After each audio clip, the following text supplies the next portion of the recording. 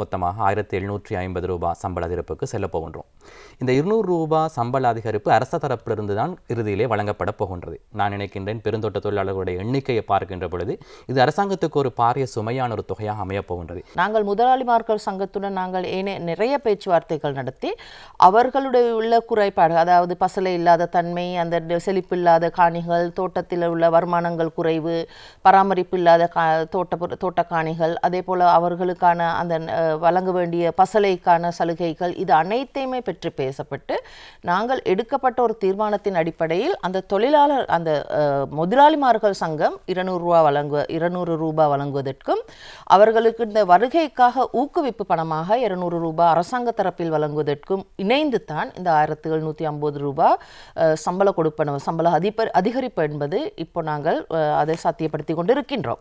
இருந்த போதிலும் நாங்கள் சொல்கின்றோம், இப்போதைய தற்போதைய நிலையின்படி 1750 ரூபாயை தாண்டி 2000 ரூபாய் கிடைக்கப்பெறுவதற்கான அடுத்த கட்ட நடவடிக்கைகளுக்கும் நாங்கள் பேச்சுவார்த்தை நடத்துகின்றோம். அதேவேளை நாங்கள் இவர்கள் மக்களை ஊக்குவிப்பதற்காகவும், அதாவது இந்த ஆரம்ப கட்டத்தில் எப்படியாவது இந்த தொழிலுக்காக இந்த ஊதியத்தை வழங்க வேண்டும், சம்பள உயர்வினை வழங்க வேண்டும் என்றதுக்காக ஒரு இணக்கப்பாட்டுக்காகத்தான் நாங்கள் இம்முறை இந்த 200 ரூபாய் வழங்குவதற்கு நாங்கள் அரசாங்கம் இந்த தீர்மானத்தை எடுத்திருக்கின்றோம்.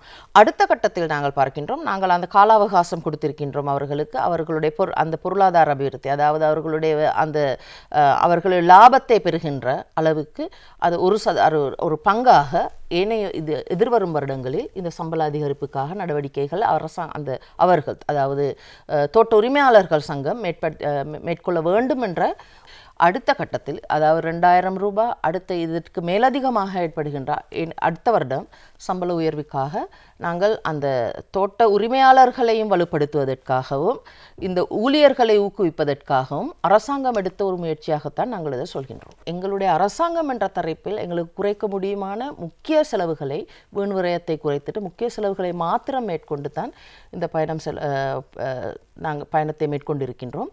உண்மையாகவே அந்த அப்பாவி மக்களிடமிருந்து எங்கள் தரப்பில் இருக்கின்ற செலவுகளை குறைத்துட்டு அன்றாட தேவைக்காக இந்த மலையக மக்களுக்கான அர்ப்பணிப்பினை நாங்கள் செய்திருக்கிறோம்.